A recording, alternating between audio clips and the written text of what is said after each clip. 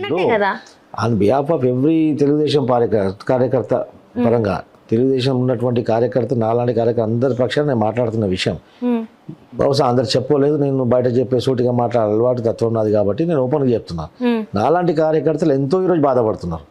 సంవత్సరాలు దశాబ్దాల పాటు మా యొక్క యవన జీవితాన్ని అంతా పార్టీకి వదిలేసి పార్టీకి నేను డబ్బులు ఖర్చు పెట్టుకొని ప్రాణాన్ని సైతం లెక్క చేయకుండా పార్టీకి పనిచేసిన వాళ్ళకి గుర్తింపు ఈ రోజు కనుమరుగైన గుర్తింపు దొరకట్లేదు. కాకపోతే నిన్న మొన్న వచ్చి అసాంఘిక కార్యక్రమాలు చేసుకుంటూ అలాంటి వాళ్ళు ఒక క్యారెక్టర్లు కూడా ఈరోజు పార్టీలో కీలక పదవులు అనుభవించుకుంటూ కీలక పాత్రలు చేసుకుంటూ అలాంటి వాళ్ళు ఈరోజు పార్టీ కార్యకర్తలకు శిక్షణ శిబిరాలు నిర్వహిస్తుంటే ఈ ఇంతకంటే సిగ్గుచేటు ఏం కావాలా?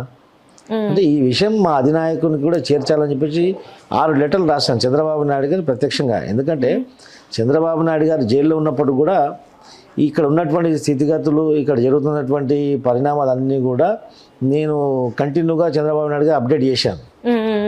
జైల్లో ఉన్నప్పుడు ఆయన అండర్టైల్ ప్రిజనర్ నంబర్ తీసుకొని నేను డైరెక్ట్ చంద్రబాబు నాయుడు గారికి లెటర్ రాశాను. అప్పుడు కూడా ఈ మధ్య కాలంలో గత 2 నెలల కాలం నుంచి డిసెంబర్ నుంచి ఇప్పటి వరకు 6 లెటర్లు ఆయనకు రాయడం జరిగింది.